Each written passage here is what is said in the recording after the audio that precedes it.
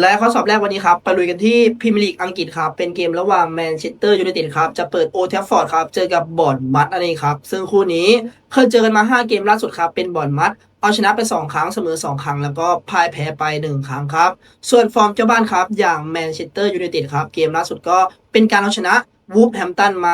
4-1ครับหลังอันดับที่7ในตารางครับแม่ถือว่าผลงานช่วงนี้ก็กลับมาเข้าที่เข้าทางเรียบร้อยแล้วครับเกมนี้ เล่นในบ้านครับมองว่าค่อนข้างจะได้เปรียบเลยครับถึงแม้ครับจากสถิติครับที่เจอกันมาค่อนข้างจะเหมือนบอลแพ้ทางก็ตามครับเชื่อว่าจะเป็นการลงเล่นที่เต็มไปด้วยความกดดันครับเพราะหวังจะเก็บ3แต้มในเกมนี้ครับสำหรับเจ้าบ้านอย่างแมนเชสเตอร์ยูไนเต็ดครับส่วนทีมเยือนครับอย่างบอร์นมัธครับเกมล่าสุดก็เป็นการเอาเสมอเชลซีมา0-0ครับหลังอันดับที่14ในตารางครับแม่บอกเลยว่า5เกมล่าสุดนั้นไม่สามารถเอาชนะใครได้เลยครับถือว่าฟอร์มช่วงนี้ หลุดออกจากระบบไปเยอะพอสมควรครับเนื่องจากแนวรับก็ไม่มั่นคงครับแล้วก็แดนกลางนั้นค่อนข้างจะเสียบอลง่ายมากครับเพราะฉะนั้นเกมนี้ครับโอกาสที่บุกมามีแต้มหรือว่าชนะนั้นค่อนข้างจะน้อยนิดครับสำหรับทีมเยือนอย่างบอร์นมัธครับเพราะฉะนั้นคู่นี้ครับส่วนตัวผมเลือกเชียร์ไปที่เจ้าบ้านอย่างแมนเชสเตอร์ยูไนเต็ดครับเชื่อว่าจะสามารถสอบได้อย่างแน่นอนครับ